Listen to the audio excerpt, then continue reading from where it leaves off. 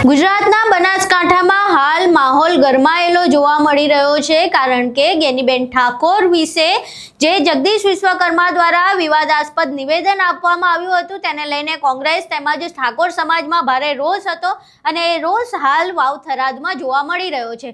જો કે ગેનીબેનના સન્માન માટે જે વિરોધ પ્રદર્શન થઈ રહ્યું હતું ત્યાં હજુ તો ન્યાયની માંગ કરવામાં આવી હતી, તે તેમની પૂરી નથી થઈ। ત્યાં નવો એક વિવાદ છંછેડાયો છે। જે રેલીમાં અને વિરોધ પ્રદર્શનમાં અન્ય એક મહિલા હતી, તેમણે એવો આરોપ લગાવ્યો છે કે પોલીસ અધિકારી દ્વારા તેમનો આબરૂ લેવાનો પ્રયાસ કરવામાં આવ્યો છે। હવે આખી ઘટના શું છે તેના વિશે વિગતે ચર્ચા કરવી છે। નમસ્કાર, તમે જોઈ રહ્યા છો ચક્રવાત ન્યૂઝ, હું આપની સાથે હેમંત।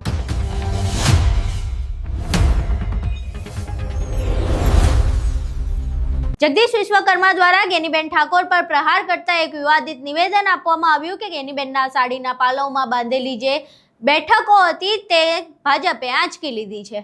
હવે આ નિવેદન બાદ ઠાકોર સમાજમાં અને જે કોંગ્રેસ છે તેમાં ભારે રોષ જોવા મળી રહ્યો છે। મહિલા સન્માન અને મહિલા અસ્મિતાની વિરુદ્ધનું આ નિવેદન કહેવામાં આવી રહ્યું છે અને તેને લઈને હાલ વાવ થરાદમાં વિરોધ પ્રદર્શન ચાલી રહ્યા છે। વાવ થરાદમાં મોટી સંખ્યામાં લોકો એકઠા થયા છે। રેલીનું આયોજન કરવામાં આવ્યું હતું અને કલેક્ટર કચેરી સુધી આ રેલી પહોંચી। ત્યાં આવેદન આપવાનું હતું કે જગદીશ વિશ્વકર્મા દ્વારા માફી માંગવામાં આવે તેવી પણ માંગ કરવામાં આવી હતી। જોકે આખી ઘટના વચ્ચે એક નવો હોબાળો શરૂ થયો છે। કલેક્ટર કચેરીએ એક મહિલા જે કોંગ્રેસના આગેવાન પણ છે અને વાવ થરાદમાં જે પ્રમાણેનું વિરોધ પ્રદર્શન હતો તેમાં ગેનીબેન ઠાકોરના સમર્થનમાં તેમણે રેલીમાં અને વિરોધ પ્રદર્શનમાં જોડાયા। તેમનું પોલીસ સાથે ઝપાઝપી થઈ। આ દરમિયાન પોલીસે તેમની સાથે તું તડાક કરી એવો પણ વિડીયો સામે આવ્યો। હવે આખી ઘટનામાં પોલીસ દ્વારા તું તડાક કરવામાં આવી તે વાત સામે આવી છે, વિડીયોમાં પણ જોઈ શકાય છે। બીજી બાજુ મહિલા એવો આરોપ લગાવી રહી છે કે જે પીએસઆઈ છે તેમના દ્વારા તેમની આબરૂ લૂંટવાનો પ્રયાસ કરવામાં આવ્યો। અહીં આખા દ્રશ્યો જોઈએ જેમાં પોલીસ સાથે પહેલા એ મહિલાનો વિવાદ થાય છે, બંને વચ્ચે બોલાચાલી થાય છે અને બાદમાં આખી ઘટના વિશે મહિલા શું કહી રહ્યા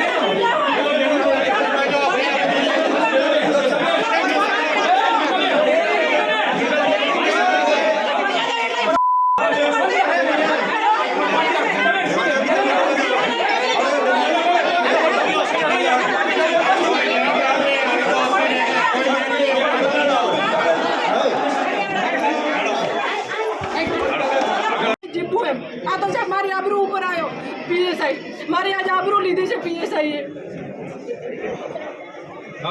હું કોઈ આલતુ પાલતુ હતી, મારી જેવી મહિલાને જો આબરૂ લેતો હોય ખુલ્લે અમે પીએસઆઈ, પીએસઆઈ નું નામ શું છે? પીએસઆઈ થોડા લે, ભાજપને ચલાવવાનો છે બધા। પીએસઆઈ થોડા લે, મને ધક્કો માર્યો। આહિર વિડિયો છે પીએસઆઈ નું નામ શું છે? તમારી સાથેનો બધું કેસ આહિર તમારી સાથે તમારો કોઈ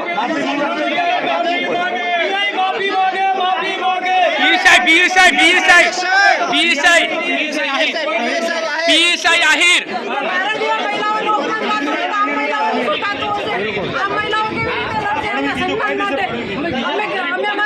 वीडियो છે, ટોટલ વીડિયો છે। આજે અમે એક આવેદનપત્ર માટે આવ્યા હતા મહિલાઓના સન્માન માટે, જે અમારા બનાસકાંઠાના સંસદ ગેનીબેન સંસદ છે અને ભાજપ પ્રમુખ વિશ્વકર્માજી એ અપમાન કર્યું હતું. અપમાનજનક શબ્દ કાઢ્યા હતા કે સાડીના છેડામાંથી ખુરશીઓ ખેંચે, પણ માના સાડીના છેડામાં મુમતાજ હોય, ખુરશીઓ ના હોય. અને અમે કલેક્ટર ઓફિસે પહોંચ્યા ત્યારે ખૂબ જ અફસોસ થાય છે, દુઃખ થાય છે કે આજે એક હું મહિલા આગેવાન છું ને મારી સાથે જો આ થરાદની પોલીસ ભાજપના ઈશારે મને ધક્કા મારે છે, મને ગાળો દે છે અને ખુલ્લેઆમ મારું અપમાન કરે છે. ખરેખર હવે મહિલાઓને જીવવાની કોઈ જરૂર નથી. અને આ પીએસઆઈ જો માફી માંગે તો બરોબર છે, જો માફી નહીં માંગે તો મારે કોઈ જીવવાનો અધિકાર જ નથી, કારણ કે હું બોલી નથી શકતી મીડિયા સામે. મને એવી ગંદી આણે ગાળો દીધી છે, કોના ઈશારે દીધી છે એ ખ્યાલ નથી.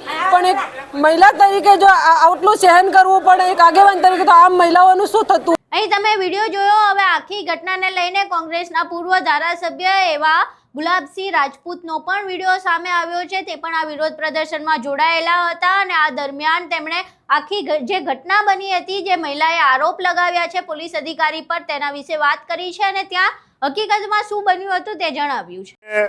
બનાસકાંઠાના બેન સાંસદ ગેનીબેન ઉપર જે રીતે ભાજપના પ્રદેશ પ્રમુખે અભદ્ર ભાષાનો ઉપયોગ કર્યો હતો, આ વિસ્તારની નારીનું આબરૂ સન્માન એના ઓઢણામાં અને સાડીના પલ્લુમાં હોય છે. કોઈ પણ સ્ત્રી ઉપર જ્યારે આવી ટિપ્પણી કરતા હોય પર્સનલી, ખરેખર એક રાજ્યના ભાજપના પ્રમુખને શોભા ના આપે. જ્યાં સુધી જગદીશ વિશ્વકર્મા માફી નહીં માંગે તેવી રીતે દરેક રાજ્યમાં આવેદનપત્રોનો વિરોધ કરવામાં આવશે. આજે હજારોની સંખ્યામાં અહીંયા થરાદ ખાતે તમે આવેદનપત્ર આપવામાં આવ્યા છે. અહીંયા જ્યારે અમે આવેદનપત્ર આપવા આવ્યા તો આ જ સરકારની પોલીસે અહીંયા મહિલાઓને ગાળો કાઢી છે.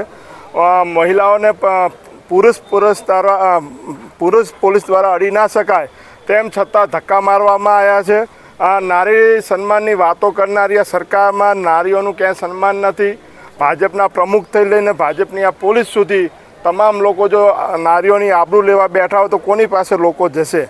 આજે પોલીસે મહિલાઓની સુરક્ષા કરવાની હોય કે આબરૂ લેવાની હોય, અમને આજે પ્રશ્ન થઈ રહ્યો છે. જે રીતે વિશ્વકર્મા એ શબ્દ વાપર્યા હજી સુધી માફી નથી માંગી, એ એક શરમજનક છે. એક બાજુ નારીના સન્માનના નામે આખા ભારતની અંદર તમે તાયફાઓ કરતા હો અને જ્યારે અહીંયા ખરેખર ગુજરાતની અંદર એક સાંસદ તરીકે ચૂંટાયા છે, એને શું ગુનો કર્યો? ગેનીબેને સંસદની અંદર જ્યારે નારી વંદના બિલ આવ્યું ત્યારે એમાં એક પ્રશ્ન ઉઠાયો હતો કે ઓબીસી મહિલાઓને પણ આની અંદર આરક્ષણ મળવું જોઈએ. શું ખરેખર ઓબીસી મહિલાઓને આરક્ષણ ના મળવું જોઈએ? એમાં એ પ્રશ્ન ઉપડે. ગુનો કર્યો તો આ તો 100 વખત ગુના કરવાના છે. તમામ સમાજના પ્રશ્ન માટે હંમેશા જ્ઞાનીબેન લડ્યા છે. જ્યારે આવી રીતે અશોભની એક કેમ ગરીબ પરિવારની, ગરીબ સમાજની દીકરી છે, ઠાકોર સમાજની દીકરી છે, ત્યારે આના પર આવા તમે આક્ષેપો કર્યા છે.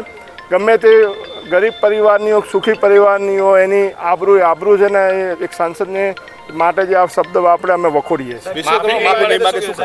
જ્યાં પણ કાર્યક્રમ થશે, આજે દેખો ગુજરાતભરમાં અલગ અલગ જગ્યાએ ઠાકોર સમાજ હોય કે કોંગ્રેસવાળા બધા આવેદનપત્ર આપે છે અને હજી પણ અમે હવે ક્યારે ભાજપ નારીના નામે કોઈ કાર્યક્રમ પણ નહીં કરી શકે ને કરશે તો અમે એનો વિરોધ કરીશું. અહીં તમે ગુલાબસિંહ રાજપૂતને સાંભળ્યા, એ મહિલાને પણ સાંભળ્યા.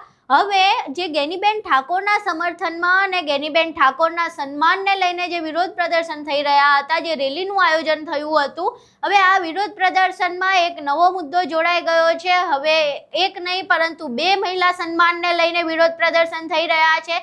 હવે આખી ઘટનામાં જે માંગ કરવામાં આવી છે કે જગદીશ વિશ્વકર્મા માફી માંગે. જો જગદીશ વિશ્વકર્મા માફી નહીં માંગે તો જે દ્રશ્ય આપણે જોઈ રહ્યા છે એ દ્રશ્ય ક્યાંક વધી શકે છે. ઠાકોરોમાં રોષ વધી રહ્યો છે અને રોષ ક્યાંક નવું સ્વરૂપ લઈ લે. આના કારણે કોઈ અન્ય રાજકીય ગરમાવો થાય તેવું બની શકે છે. એવામાં શું જગદીશ વિશ્વકર્મા માફી માંગશે? શું ઠાકોરોનો રોષ શાંત કરવા માટે જગદીશ વિશ્વકર્મા માફી માંગે છે કે કેમ? કે પછી આ મામલો હજુ આગળ વધી શકે છે? તેના વિશે એક મોટો પ્રશ્ન ઊભો થઈ રહ્યો છે. આખો વિડીયો તમે જોયો, મહિલા દ્વારા જે આરોપો લગાવવામાં આવ્યા છે એ પણ તમે જોયા. ગુલાબસિંહ રાજપૂત જે પૂર્વ ધારાસભ્ય છે તેમણે આખી ઘટના વિશે શું કહ્યું તે પણ તમે સાંભળ્યું. હવે આખો વિડીયો સામે આવ્યા બાદ તમારું શું માનવું છે આખી ઘટનાને લઈને? તમારા જે મંતવ્યો છે અમને કોમેન્ટ બોક્સમાં જરૂર જણાવજો. વિડીયો પસંદ આવ્યો હોય તો વિડીયોને લાઇક કરજો, શેર કરજો અને અમારી ચેનલને સબસ્ક્રાઇબ કરવાનું ભૂલશો નહીં. નમસ્કાર.